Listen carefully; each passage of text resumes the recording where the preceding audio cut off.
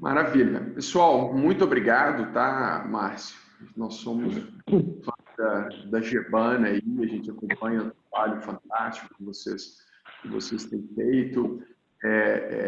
Pioneiros isso aí, soja, grãos em grande escala, um case mundial aí sensacional. Leandro, eu conheço o Leandro de longa data na Native e, poxa, ele tem o grande privilégio aí de aprender bastante aí com o Leontino Balbo, está nessa jornada também, nesse pioneirismo de agricultura orgânica há vários anos e bem bacana ter você aí também. E você, Alexandre, da EcoCert, das maiores certificadoras de orgânico do mundo, toda essa responsabilidade aí por zelar que a certificação orgânica continue tendo o peso e a credibilidade que ela merece. Então, bacana, todo mundo, acho que vai ser um evento bem legal. O que eu combinei antes com o Leandro é que vai fazer uma apresentação sobre o tema, para poder nivelar o conhecimento, né, Leandro? E trazer um pouquinho dessa experiência, dessa vivência dele aí de vários anos. E depois a gente vai bater papo sobre o assunto. Então é isso, a gente vai ter esse bate-papo. Durante o bate-papo, vocês também fiquem à vontade para poder, também fiquem à vontade para fazer perguntas entre vocês, que eu acho que é legal também essa troca. E é isso, a ideia é que dure aí mais ou menos 1h15 e provavelmente 1h15 ele vai ter muita pergunta, muita gente querendo compartilhar conteúdo, mas nós entendemos aí o tempo de vocês aí e já agradecemos por vocês terem dedicado essa 1 hora para conversar com a gente. Muito bom, sem mais delongas, senhor Leandro Bim, por favor. Queria agradecer Leandro, desculpa, só antes de começar, vocês estão vendo esse QR Code aqui atrás da imagem aqui. Nós estamos usando um programa aqui em Minas Gerais que identificou as crianças mais vulneráveis do estado por conta do Covid, né, e é um programa que está ajudando, levando comida, alimentação para elas. Então, quem quiser contribuir, só o telefone do code lá, já vai direto para o site. Qualquer doação é bem-vinda. Com R$50 você impede que uma criança passe fome durante esse período. Obrigado, Leandro. Bacana. Legal. Primeiramente, obrigado pelo convite, Cristiano e a Verde. Obrigado também por todo mundo que está aí escutando e vendo a gente do outro lado, nesse tempo de Covid, que não é fácil para ninguém, mas, como tem falado aí, o agro não para e muitas outras pessoas não param também. Alexandre, obrigado. Márcio, muito obrigado. Eu vou fazer uma breve introdução aqui do histórico que é a Native e depois do que é a agricultura regenerativa. Espero não demorar tanto e ser conciso e compreensível. Tá? Obrigado. Meu cargo é de supervisor de certificações de produção agrícola e insumos na Native. Native é a marca do Grupo Econômico Balbo, tá? Então é a marca de produtos orgânicos. Hoje a gente tem aproximadamente mais de 100 SKUs entre produtos próprios e produtos que são feitos com insumos de terceiros, tá? O Grupo Econômico Balbo, ele é fundado em 1946, uma empresa familiar, uma SA, capital fechado, mas essa família está no setor sucroalcooleiro na região desde 1903, então já está a quarta geração já começa a participar nos últimos anos. A gente tem em torno de 5.000 funcionários, colaboradores e mais de 10.000 dependentes. São 6 empresas que produzem açúcar, álcool, eletricidade, plástico biodegradável, ração animal e os alimentos orgânicos certificados dentro da marca Native. As 3 usinas junto, a usina Santo Antônio foi a primeira que o grupo iniciou as operações, 10 anos depois, em 56, a usina São Francisco, e a Uberaba é uma parceria com o Grupo Caldema de Sertãozinho também. Essas 3 usinas junto hoje moem em torno de 6.400.000 toneladas de cana-de-açúcar, produzindo 280.000 toneladas de açúcar, 304.000 metros cúbicos de álcool. E as 3 plantas geram em torno de 235.000 megawatts-hora, que daria para sustentar algumas cidades aí de energia durante a safra. Tá? A usina São Francisco, que é onde é feito o açúcar orgânico, então toda a produção do açúcar orgânico vem de uma usina só, é a menor do grupo, tá? Com uma capacidade hoje de 1,5 milhão de moagem por safra. A gente tem uma produção em torno de 98.000 toneladas de produtos orgânicos certificados, mas isso não é só açúcar. Então, esse total é considerando todos os outros produtos. E a gente gerencia uma área total de 19.700 hectares orgânicos e certificados, e contamos com mais 4 parceiros fornecedores de cana orgânica certificada. Hoje, a gente entrega em mais de 70 países, isso varia de ano a ano, porém, alguns distribuidores nossos fazem ponte desse produto. Então, apesar de entregar em 70 países, esse açúcar pode estar chegando em mais de 70 países. Tá?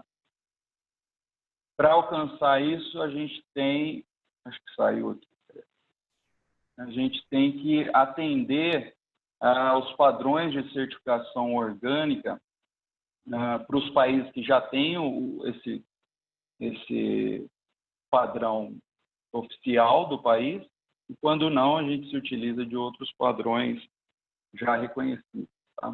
O Brasil conta com o padrão orgânico. Então, aqui a família de produtos que eu já citei anteriormente, o grupo econômico, desde 1903 no setor, 46 começam as atividades, 5.000 funcionários, 10.000 dependentes, 6 empresas, os totais de produção, a usina São Francisco com 19.700 hectares de cana orgânica de produção. Os 70 países em torno que a gente atende, e aí para isso a gente tem uma coleção de selos aí, que são certificações. Então você tem para os Estados Unidos, para a China, Japão, Europa, o padrão brasileiro. Em 2014 a gente entrou num outro tipo de certificação, que é a certificação Fairtrade e de responsabilidade social, onde a gente tem tido, desde 2016, vendas de produtos com esse tipo de certificação, gerando mais de 1,5 milhão de reais para ser investido diretamente nas áreas produtoras, então na cidade de Sertãozinho, Barrinha e do entorno das unidades, tá? E aí outras certificações de qualidade alimentar para a indústria, no caso. Né? Então, tem GMP, BRC, Food e algumas certificações FedEx que são reconhecidas no meio de food grade. Aqui um pouco do histórico. Então, a usina começa em 56, o projeto Cana Verde, que veio da estrutura para a produção orgânica, começou em 83. Em 97, a gente teve a primeira certificação orgânica pela IFOAM, e de lá para cá foram algumas certificações para vir, principalmente ganhando no mercado e atendendo a demanda do mercado. O país passava a ter um padrão, a gente tinha que adequar esse padrão para poder vender naquele país como orgânico certificado. Apesar disso, todo esse histórico aqui, ele vem contribuindo também para a gente ter uma melhoria contínua nos processos de certificação. Algumas certificações não se mostraram comercialmente interessantes, a gente acabou abandonando depois de alguns anos, Aqui, como eu tinha citado, em 2014 a gente entra num outro tipo de certificação, que é essa de Fair Trade, de comércio justo. E aqui em 2019 é a nossa última certificação, que foi a UEBT, para padrões de principalmente a área de cosméticos, onde a gente tem uma penetração com o nosso álcool neutro. Tá? Então, de 2009, nos últimos 10 anos, até 2019, a gente passou de 6 para 21 certificações diferentes, com um investimento da ordem de R$450 mil só direto. Esse investimento é direto, tá? Sem contar mão de obra, adequações que você tem que fazer, criação de comitê para atender uma norma Fair Trade. Tá? Então, é um investimento grande, mas não é feito de uma vez só, é conforme você vai crescendo e atendendo o mercado. Tá? E aqui a gente entra na parte de agricultura regenerativa. Segundo a International Regeneration, ela é uma agricultura com foco na sequestro de carbono. Tá ok? A agricultura regenerativa descreve práticas agrícolas e de pastoreio que, entre outros benefícios, revertem as mudanças climáticas, reconstruindo a matéria orgânica do solo e restaurando a biodiversidade degradada do solo, resultando em uma redução do carbono na atmosfera e melhorando o ciclo da água. E para a gente que está no mundo orgânico, começa a faltar alguma coisa. Então, ele fala em matéria orgânica, ele fala em carbono do solo, fala em água, mas não fala nem em redução de uso de insumo químico ou adubo nitrogenado, alguma coisa assim que vá contra o desenvolvimento dessa matéria orgânica, dessa biodiversidade do solo, desse carbono no solo. E aí, lendo isso, a gente foi pesquisar o que tinha no mercado dentro dessa linha de agricultura regenerativa e comparar com o que a gente já vinha fazendo, tá? Então, aqui uma breve história, como eles chegaram nesse conceito de agricultura regenerativa. Em 1930, você tem o Albert Howard colocando os princípios do que viria a ser a agricultura orgânica. Segunda Guerra Mundial, no fim dela, você começa a agricultura moderna, com utilização pesada e de insumos químicos nunca antes utilizados. E começa na década de 80, os Estados Unidos já começam a notar um declínio do rendimento dos solos, onde eles passaram a utilizar muito mais produto que eles não tinham acesso antes da Segunda Guerra. Nesse meio tempo, na década de 40, surge o Instituto Rodeio, que é um dos precursores também da agricultura orgânica, cunhou o termo agricultura orgânica, segundo a pesquisa que a gente fez. Na década de 70, uma popularização, começa a se popularizar o que é agricultura orgânica, e aí, em 84, a gente começa o projeto Cana Verde, na década de 90, um estudo muito importante que saiu do governo americano, da Secretaria de Recursos Ambientais, começou a deixar o pessoal com a pulga atrás da orelha, porque eles chegaram à conclusão que, por ano, nos Estados Unidos, era perdido 44 bilhões de dólares, isso há pelo menos 30 anos atrás, era um número bastante significativo para perder só com erosão de solo. Então, eles começaram a perceber que alguma coisa vinha sendo feita de maneira errada, tá? E no mundo eles estimaram na mesma época em 400 bilhões de perda por erosão e desertificação. Continuaram, esse departamento dos Estados Unidos tem estudos fantásticos assim, de solo, de ambientais, de impacto na água e tudo mais. Em 92 a gente tem a Rio 92, começa a questão da Agenda 21 a ser trabalhada, E de lá para cá, essa agricultura ecológica, orgânica, sustentável começa a ganhar força, não só pelo fato da propaganda ou estilo de vida ou os bichos grilo que seja, mas também pelo fato que eles estavam vendo que o solo deles estava ficando pulverizado, ficando degradado e colocava mais e mais produto fertilizante e o retorno não era na mesma escala de investimento. Tá? Em 2010, você começa, a década de 2010, você começa a ter os efeitos do aquecimento global e um clima que passa a não ser tão homogêneo e cíclico como era antigamente. Então, você não tem os ciclos mais tão estabelecidos como eram antes, nessa década. E isso agrava ainda mais esse efeito nas fazendas que já tinham esse problema de erosão, chegando, inclusive, o governo americano a interditar fazendas nos Estados Unidos por 2, 3 anos e pagando para o fazendeiro ficar sem atividade lá para esse solo se regenerar naturalmente, só pelo fato de não estar mais expondo essa terra, virando com arado, expondo ao sol, aplicando um monte de produtos que acidulam e degradam a biota do solo, tudo isso contribuía para reduzir essa perda de solo agricultável.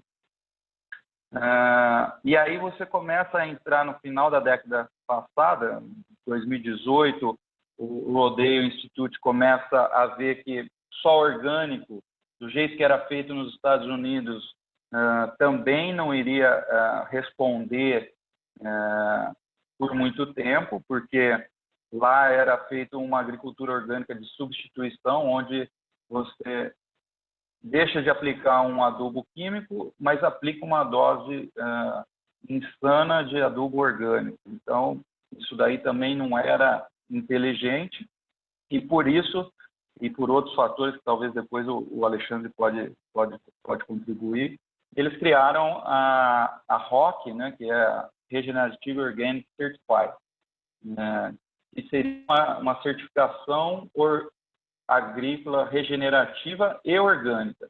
Até então, você tinha um movimento do governo americano, junto com a NRCS, o Grow With It, que promovia a agricultura regenerativa, mas não entrava no mérito de ser orgânico ou não.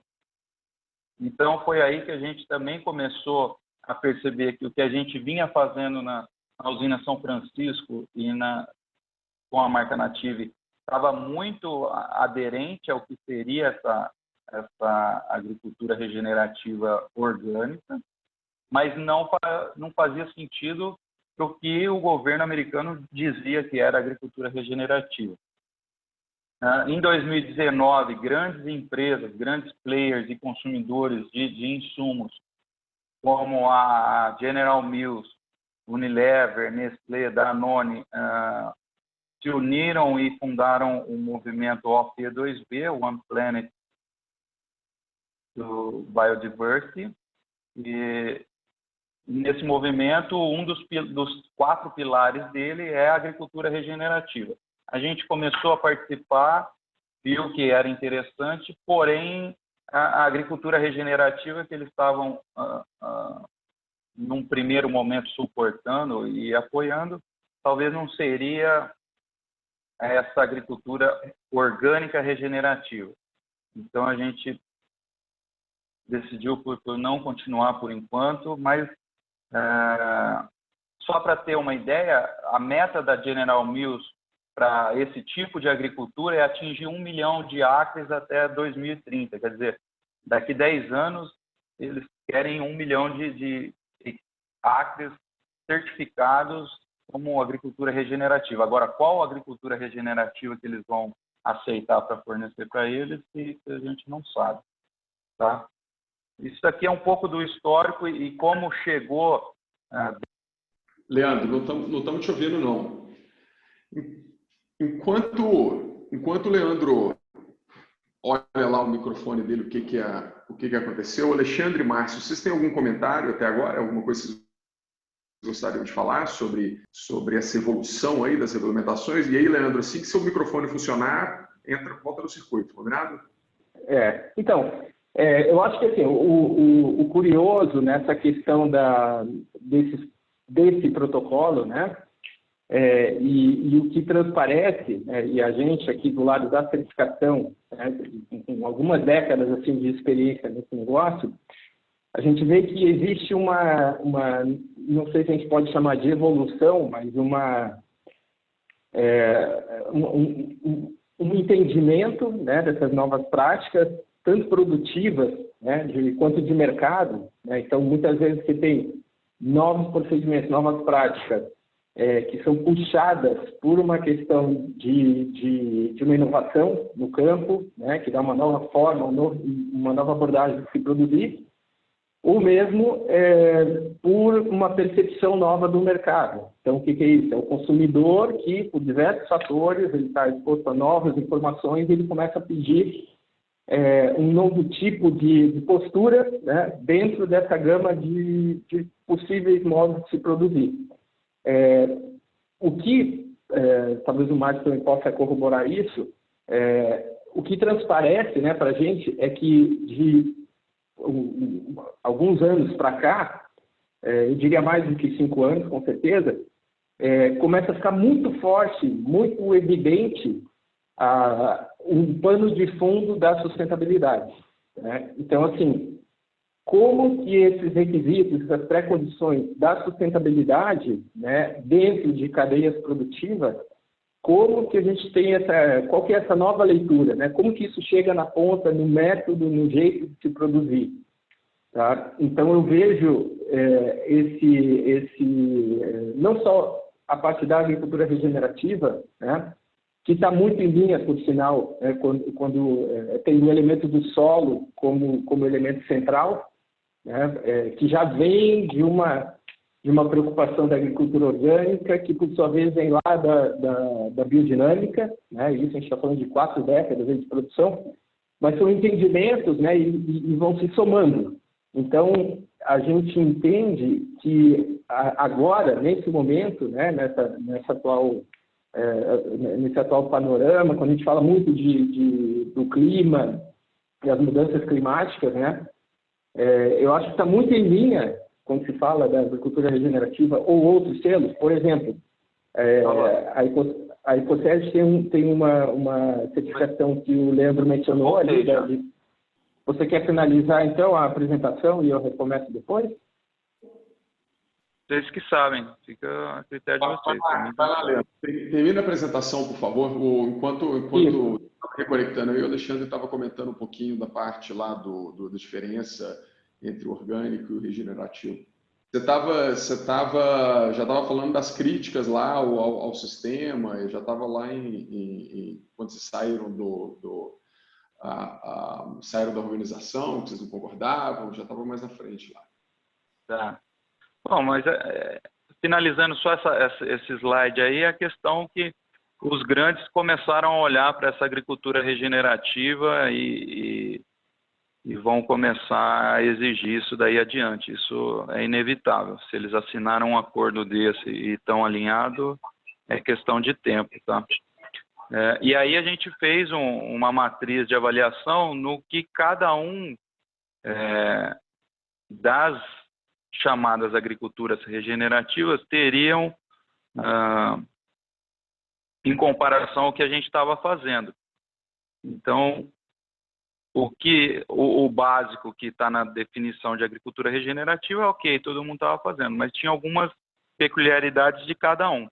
Então, a primeira coluna é o governo americano, o que ele trata como agricultura regenerativa. Depois você tem o pessoal de permacultura, os regrarians, tem a terragênese, a sintropia e agrofloresta, que a gente também considera uma agricultura regenerativa, o Savory Management, que é um tipo de agricultura regenerativa bastante focado para a agropecuária, e a regenerativa orgânica do Rodeio Institute.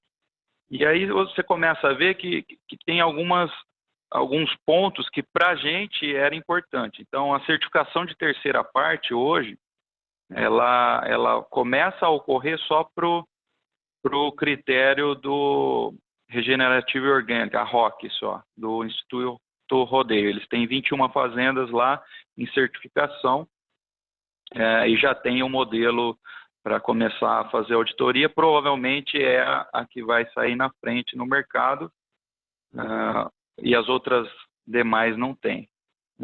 Todas elas consideram o ambiente, o ecossistema agrícola, quando ela está avaliando o que é regenerativo, porém, não são todas que consideram o que a gente chama de ecossistema expandido. Então, a hora que ele vai avaliar a propriedade, ele foca muito na área agrícola. No ecossistema expandido, a gente está de olho também nas áreas do entorno da propriedade, as áreas de preservação permanente.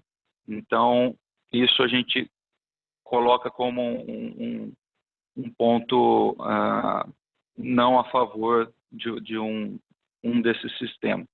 A questão de ser orgânico é um ponto importante, porque esse é um atributo que vai direto para o alimento. Então, para o cliente final, pode ser que ele não entenda muito a diferença de ter um selo lá de agricultura regenerativa. Isso daí para ele talvez não vá fazer tanta importância se ele é uma pessoa que não está muito ligada ao meio ambiente e tudo mais. Porém, se é orgânico, ele sabe que ele está consumindo alguma coisa que não tem um ingrediente que possa causar mal para a saúde dele. Então, isso daí é relevante na nossa avaliação.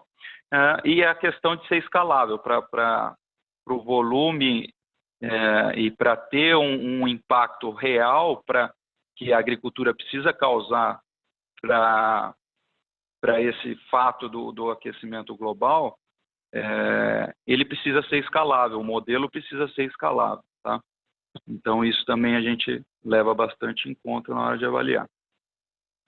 E aí não tem quem é melhor ou quem é pior. A gente considera que são modelos de agricultura que estão em constante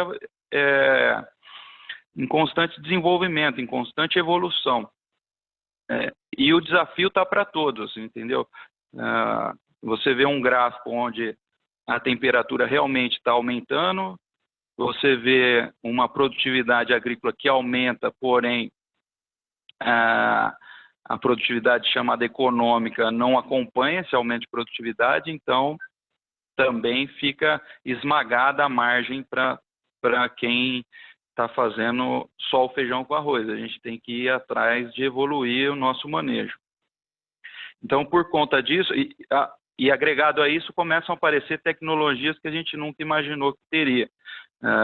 Uma produção em instante dentro de um container, um drone auxiliando, uma agricultura de precisão. Tudo isso vem para ajudar, são tecnologias de apoio, mas o manejo em si a gente enxerga como uma ascendente, uma ascendente evolutiva que parte do modelo convencional lá pós-guerra, da agricultura moderna, vem incorporando práticas do plantio direto. Agora a gente vê um boom dos biológicos e bioinsumos, muita gente começa a utilizar isso, abrir a sua fazenda para testar um produto desse tipo, uma adubação verde, uma rochagem. Então, o próprio fazendeiro começa a querer testar coisas diferentes do padrão que ele vinha trabalhando, porque dentro do pacote que ele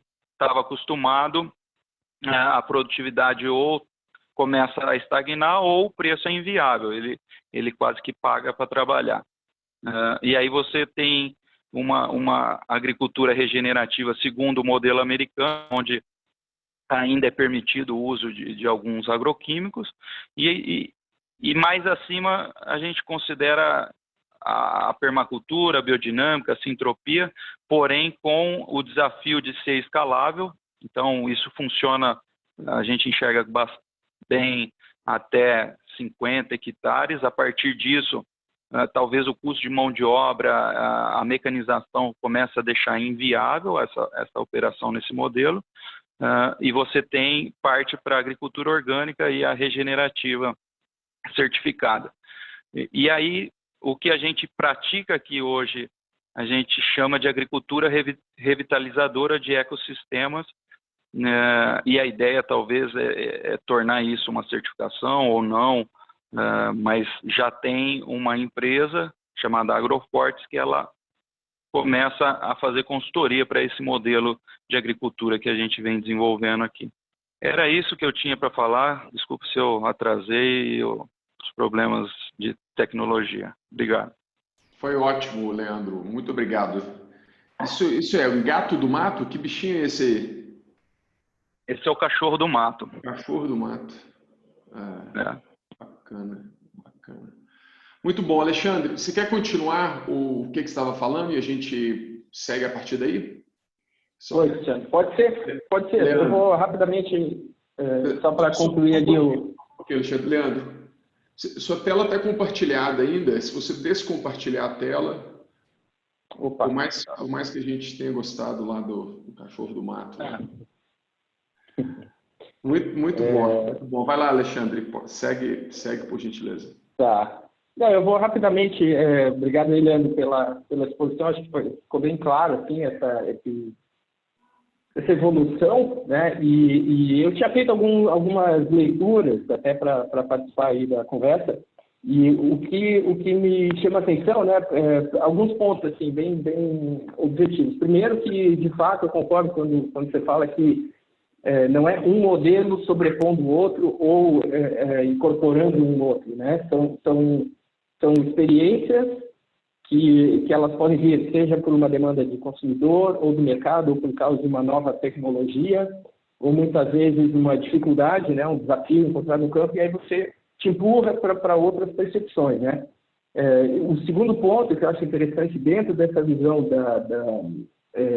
que a gente está falando da regenerativa, é uma abordagem que, e aí eu destaco assim, não somente da regenerativa, mas de outros protocolos, né, que tem como pano de fundo a questão da sustentabilidade. Eu acho que isso é cada vez mais assim, evidente, né?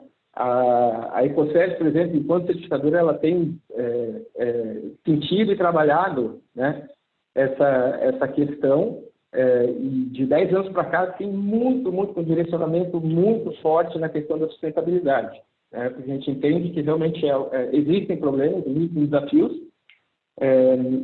Então, quando a regenerativa incorpora, né, ela vem de uma base de uma agricultura lá atrás, biodinâmica, que depois vai se transmutando em uma agricultura orgânica que foi sistematizada e virou, de fato, um mercado, né, com leis, com regras e tudo mais.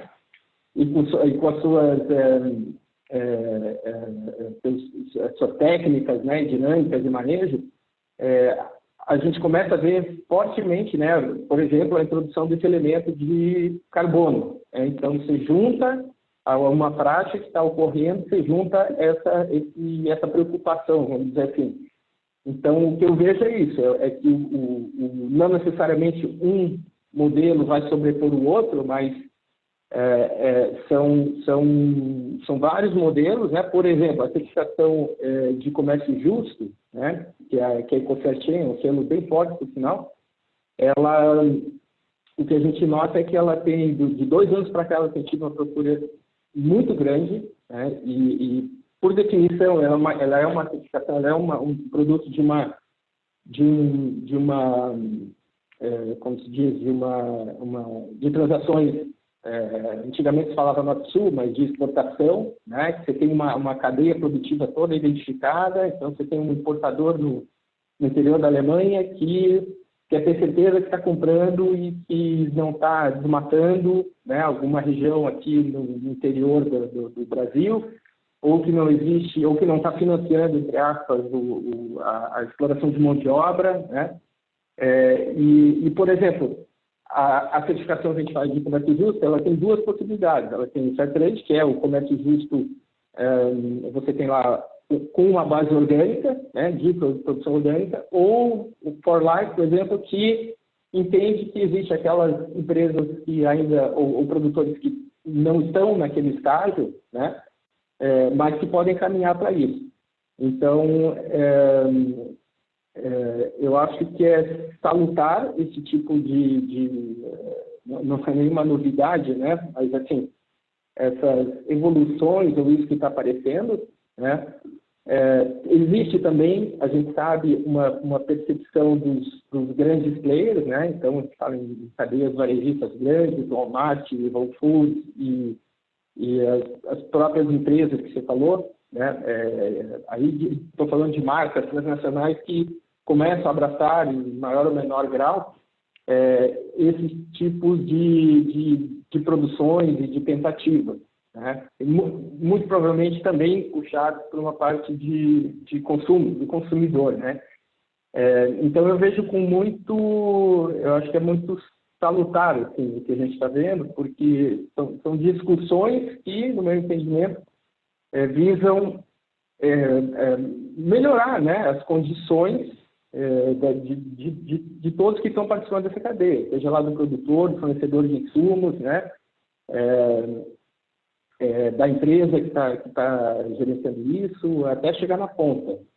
E aí, claro, vão surgir, evidentemente, os desafios, né? Porque, obviamente, seja a motivação que for, né? Você vai entrar para fazer uma certificação dessas, um modelo de produção, seja regenerativo, orgânico, existem vários motivadores. A gente tem um produtor que entra porque quer ganhar mais, né, porque vai receber um preço maior, tem outros que entram por questão de saúde, porque já tiveram casos, né, de contaminação, etc. Tem outros que entendem que vão estar contribuindo com o meio ambiente local, né, do seu entorno, da sua comunidade.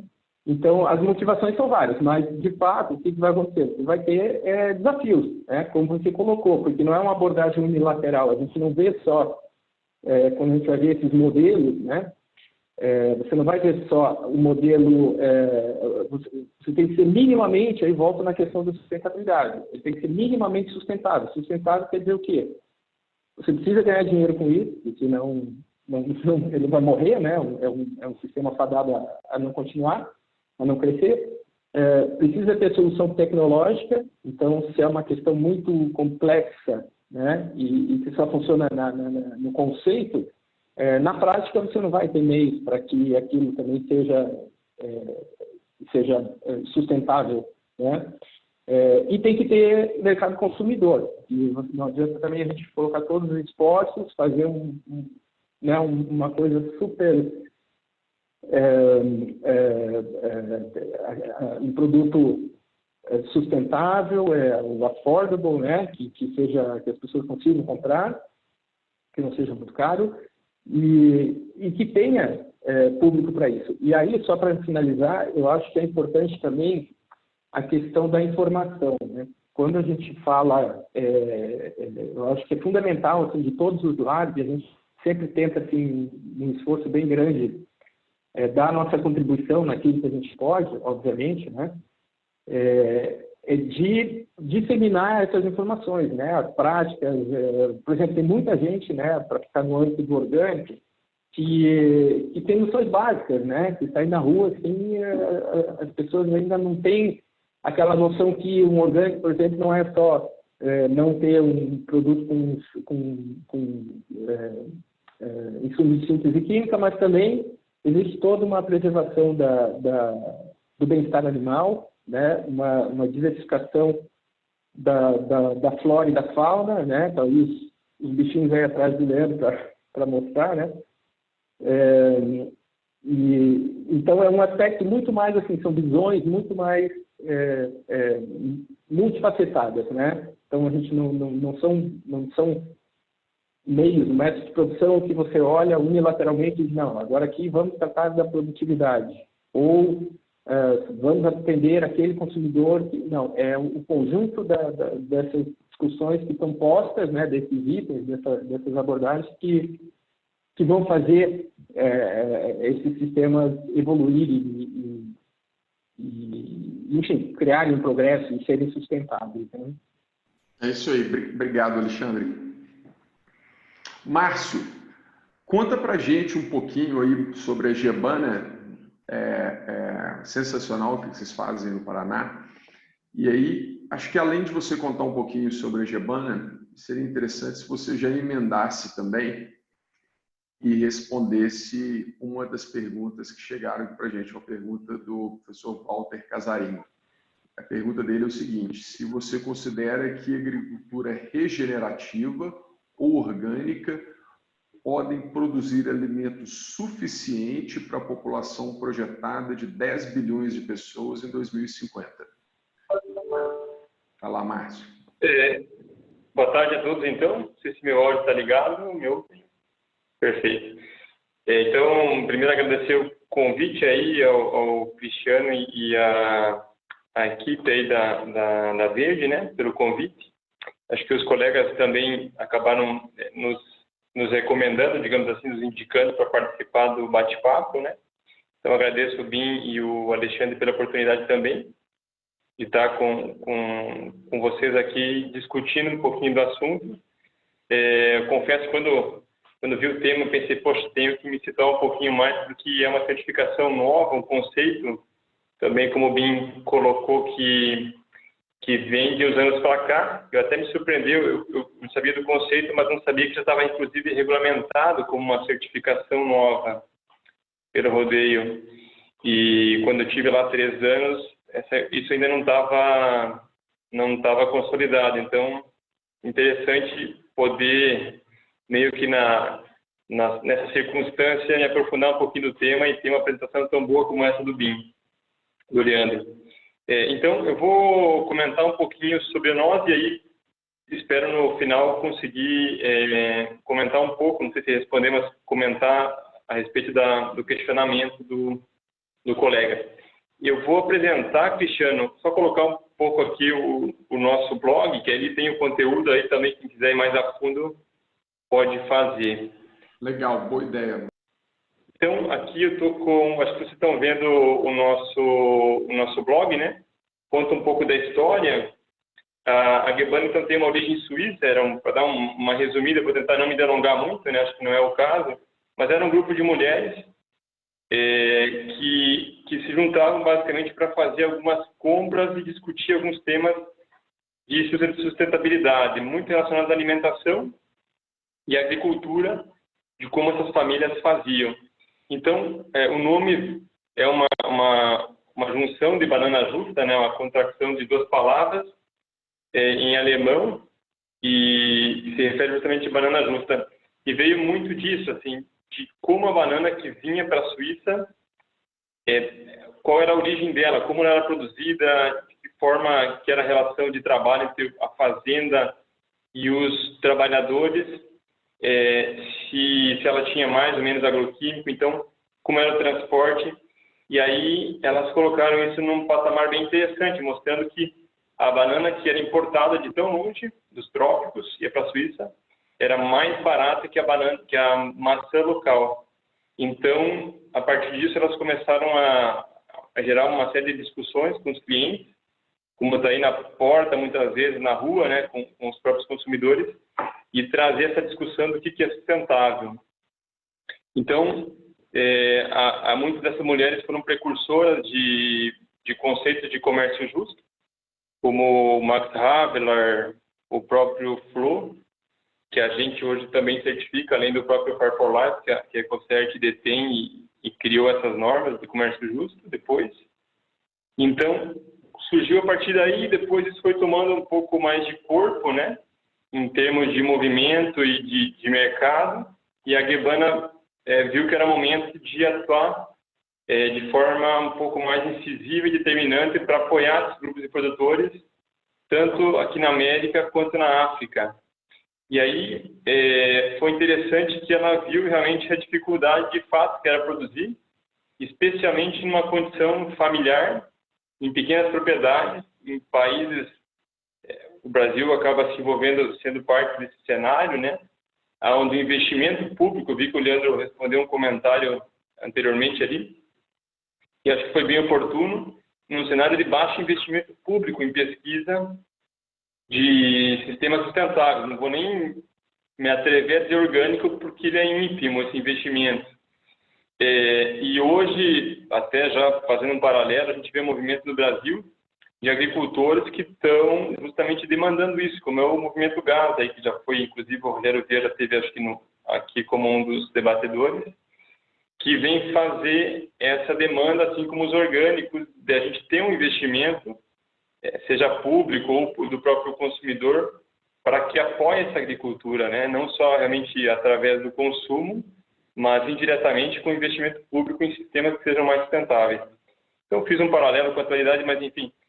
Então, a Guebana começou a se envolver com isso, e para isso ela identificava um parceiro local, no caso aqui da Guebana era uma outra empresa, uma pessoa local, 2 agrônomos locais, e aí ela entrou decisivamente para apoiar esse projeto que existia. Na época eram 300 famílias da região, pequenos produtores, porque tinha uma demanda muito grande por soja, alimentação humana na Europa. Então, começou com isso, essa história da Guebana, e a partir daí isso foi evoluindo para outros grãos mais, né, processando esses grãos, inclusive, transformando-se, no caso de cereais de inverno, por exemplo, em farinhas, a soja depois se ampliou o mercado para também alimentação animal, então fazendo farelo, lecitina, óleo de soja para cosméticos, enfim, a partir daí, vamos dizer, dos anos 2008, aproximadamente, se ampliou muito o mercado de orgânicos em função justamente da demanda. Porém, como empresa, a Guebana está no Brasil desde 2002, né? Então a maior parte do capital ainda é suíço, embora tenha uma parte nacional, e dos anos 2005, 2006 até 2010, vamos dizer 2011, a empresa e o sistema em si local entrou numa determinada crise, porque o sistema convencional de grãos passou a ser predominantemente transgênico, como vocês sabem, né? E com isso, a gente se preocupou muito e sentiu na pele realmente as dificuldades de você produzir, não vou dizer nem orgânico, convencional no cenário de vizinhos transgênicos, porque, no caso do milho, que é a polinização cruzada, a planta que um pólen vai para outra e cruza o material genético, isso não se tem um controle mesmo com distâncias maiores, né? O pólen vai com o vento, com os insetos. Então, isso por si só gerou uma certa apreensão, muitas contaminações repetidas por alguns anos.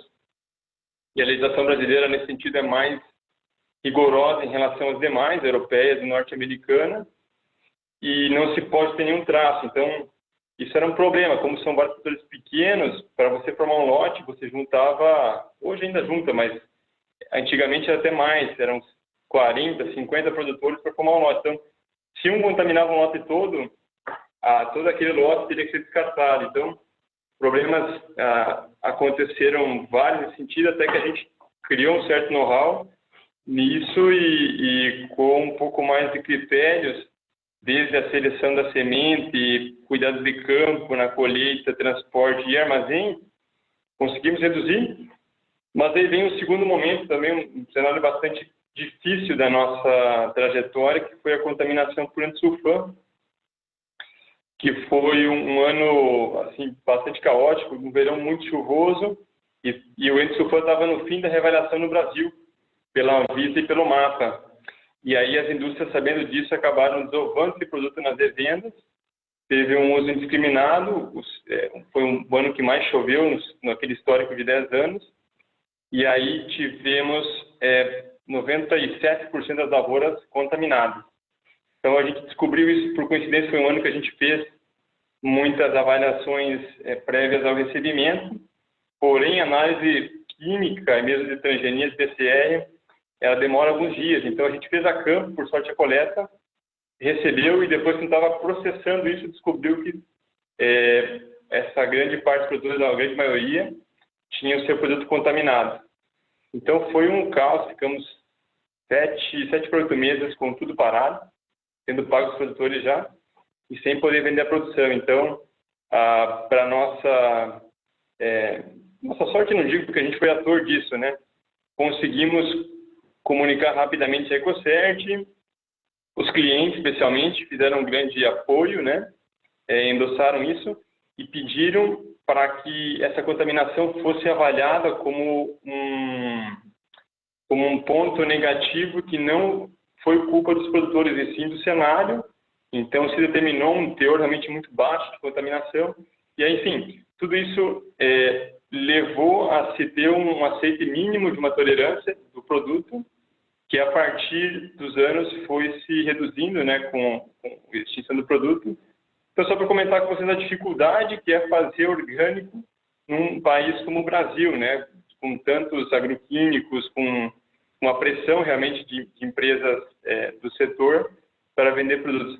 Então, isso se superou depois, com o longo dos anos, porém, a gente viu que os agricultores já não queriam mais fazer um modelo de agricultura orgânica com recomendo de solo, que aí é o ponto que eu vejo que a agricultura regenerativa traz muito esse conceito de carbono e que a gente não pode desassociar o sistema de produção de uma norma biológica, né, como os europeus chamam, conservacionista. Então, a gente vem desde os anos 2012, 2013, estabelecendo parcerias com universidades e com empresas que têm esse objetivo de fazer máquinas, insumos, que consigam trazer ganhos e uma eficiência, não só em grande, mas como em pequena escala, porque a gente no início focava muito em propriedades familiares. Hoje trabalhamos com qualquer produtor que queira fazer orgânico, grãos,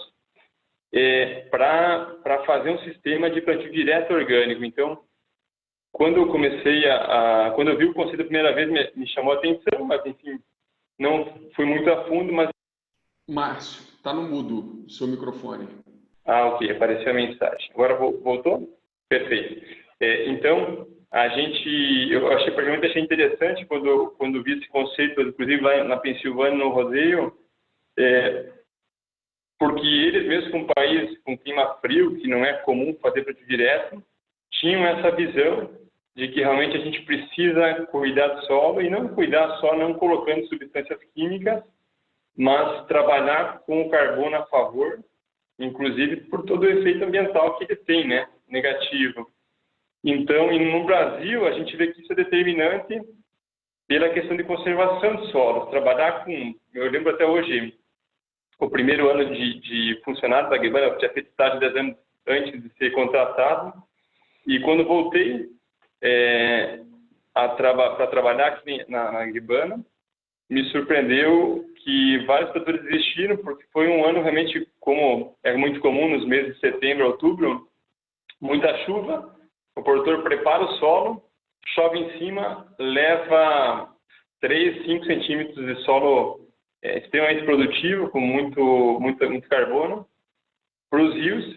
Então, me fez pensar que tipo de orgânico a gente quer fazer. Isso é realmente ecológico? Então, simplesmente fazer uma crítica ao modelo convencional que usa um herbicida para conservar a palha não era mais suficiente. A gente precisava entender que nós temos que fazer orgânico, mas também numa condição de conservar a palhada, de colocar realmente mais carbono nesse solo, e especialmente para a gente conseguir substituir insumos que muitas vezes vêm da África, aí, como o caso de um fosfato natural, mesmo potássio, né? Que é o caso da Verde, que tem essa proposta de ter um potássio local, uma proposta muito mais acessível, digamos, ecológica, né? Até pelo transporte.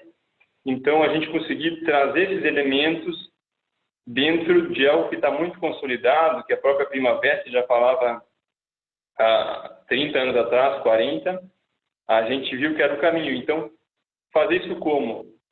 A primeira coisa que nos veio à cabeça, a gente tem que se aproximar de quem faz isso, quem pesquisa. Então, começamos a fazer alguma aproximação mais estruturada com universidades, com parceiros, e isso evoluiu bastante. Então, hoje a gente tem uma proposta, junto com 3 universidades, uma delas é a TFPR, que já está mais avançada, aqui dos vizinhos, que é de fazer um sistema de plantio direto orgânico.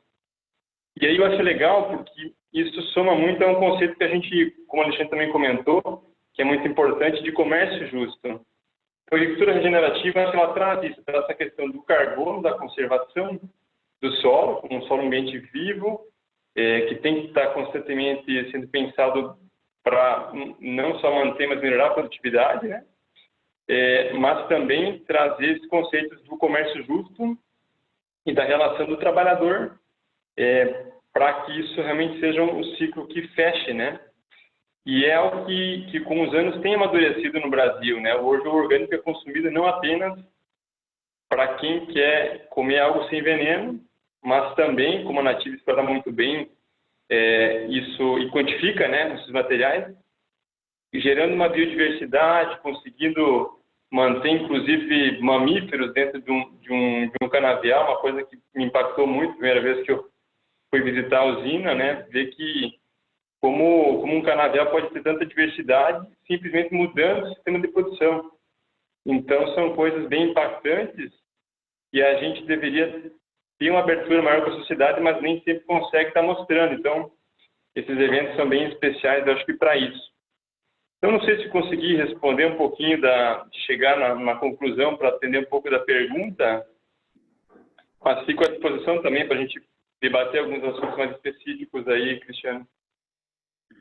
Pois é, eu acho que, Márcia, você parar de compartilhar a tela lá, porque é mais fácil o pessoal assistir. Ah, sim.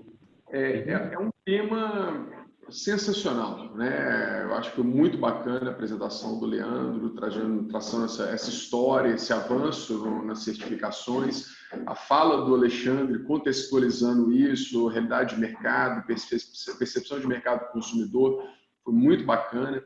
Você, Márcio, apresentando, né, o histórico da Guebana, como é onde vocês estão hoje em dia, relatando os problemas que você teve, foi muito, muito rico aí que vocês compartilharam. O que eu vou sugerir é o seguinte, e o evento hoje foi um tanto quanto diferente do que geralmente ele que é mais dinâmico, é mais um debate entre quem está falando, pergunta, resposta, pergunta entre os participantes, mas eu acho que como é um tema técnico também, que o histórico, o nivelamento das informações é importante, eu acho que para esse caso foi importante que tenha sido conduzido assim. No entanto, o que eu gostaria de propor para o Alexandre, para o Leandro, para o Márcio, é para a gente marcar um próximo encontro que vai ser mais uma coisa de debate, entendeu? Mais de troca de informações, de conversa entre vocês. O Márcio pergunta para o Binho pergunta para o Alexandre volta para o Márcio, e trazendo mais casos concretos, a gente responde mais a alguma dessas perguntas. O que vocês acham de, ao invés da gente matar todo mundo de fome, tentar fazer a coisa toda em um evento só, a gente agendar um segundo evento? Vocês têm disponibilidade? Vocês topam? Eu sou suspeito, Cristiano. Eu já almocei a tarde toda com vocês. O que você acha, Leandro? O que você acha, Alexandre? A gente combinar um outro dia para ter esse debate mais dinâmico. Por mim, eu acho bom, eu acho ótimo.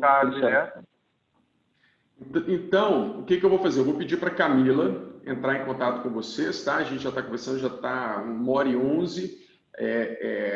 E eu acho que é importante, entendeu? O pessoal acompanhar esse debate, participar ainda com a cabeça fresca, sabe? Que vai ser uma troca muito legal de informações.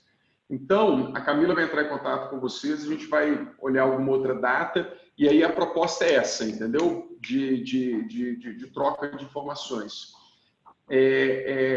Eu vou passar para vocês fazerem um fechamento, então, dessa primeira fase, digamos assim. Só lembrar quem está assistindo, amanhã nós vamos ter uma apresentação sensacional com a doutora Michele, que é né, uma das principais pesquisadoras hoje em dia, passou um tempo fora pesquisando a parte de nutrição, e ela vai trazer para a gente o estado da arte na adubação potássica, em especial o estado da arte nas consequências do cloreto no sistema planta-solo. Né? Um trabalho bem legal, ela mesma fez várias pesquisas nisso, então eu recomendo muito que assistirem, participarem também desse evento amanhã às 5h da tarde. Então, beleza. Muito obrigado, Alexandre, pela primeira parte, Bim, Márcio, e já fico aqui ansioso para o nosso próximo encontro. Se vocês quiserem fazer um fechamento. Bom, obrigado a todos pela audiência aí, obrigado, Cristiano, pela oportunidade, Márcio e Alexandre também. Na próxima a gente debate mais. Hoje foi só contar a história. Um abraço a todos. Queria agradecer meu tamanduá aqui também. Muito bom, Leandro. Obrigado. Isso, eu acho que tem muita coisa, né, para se falar, assim,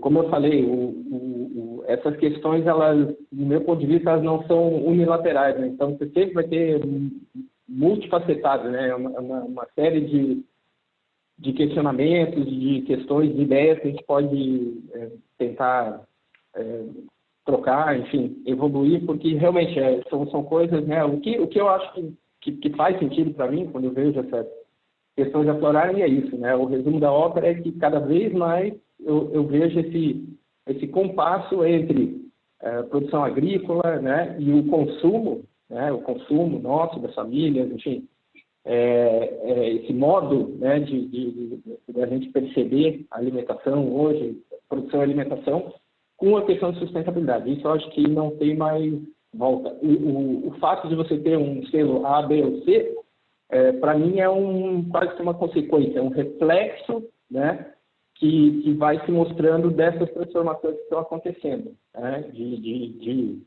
recursos finitos, né, a gente tem falado muito, de questão de buraco na camada de ozônio, né, sequestro de carbono, tudo isso eu acho que está se interiorizando, né, e aí se reflete nesse debate. E só para finalizar, eu acho que um ponto que é fundamental, e aí por isso que eu estou dentro dessa segunda etapa, me coloco à disposição, é informação. Informação sempre, eu acho que é chave para tudo, né?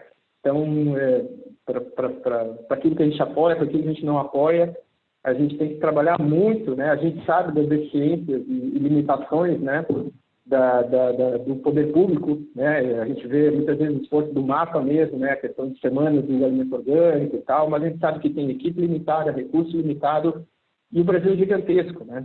Então, é muita gente e que a gente precisa fazer chegar a informação de qualidade, né, embasada, com gente que estuda, que conhece, que vive essas coisas, para realmente ter algum reflexo positivo. Tá? Era isso, obrigado. Um grande abraço e até a próxima. Maravilha, Alexandre, obrigado. E para a próximo Black Sabbath também na abertura, correto? Por favor. Por favor. Sim. Só, realmente, acho que foram ótimas falas, assim, a gente eu particularmente não tenho também, como o Alexandre comentou, um grande conhecimento em termos de normas, a gente acabou ficando bastante, nos últimos anos, muito atento, muito aprofundado na questão técnica, né, tentando superar esses entraves que o sistema orgânico de grãos, especialmente, tem. Os agricultores precisam desse suporte, então a gente tem focado muito nisso. Então, para mim, foi uma aula muito boa aí, todo esse resgate que o Leandro fez e os comentários do Alexandre. Então, sou aprendido aqui com vocês aí. Obrigado pela oportunidade aí de estar junto. E espero a próxima oportunidade de seguir a conversa, então, muito bom. Cristiano, obrigado. Maravilha, obrigado, Márcio. Pessoal, muito obrigado para quem assistiu a primeira parte dessa conversa com o Alexandre, o Márcio e o Leandro. E em breve, acompanhe aí que nós vamos anunciar uma próxima data para um próximo encontro. Muito obrigado. Ótimo dia para todo mundo. Forte abraço. Obrigado, pessoal. Obrigado, Alexandre, Leandro. Obrigado.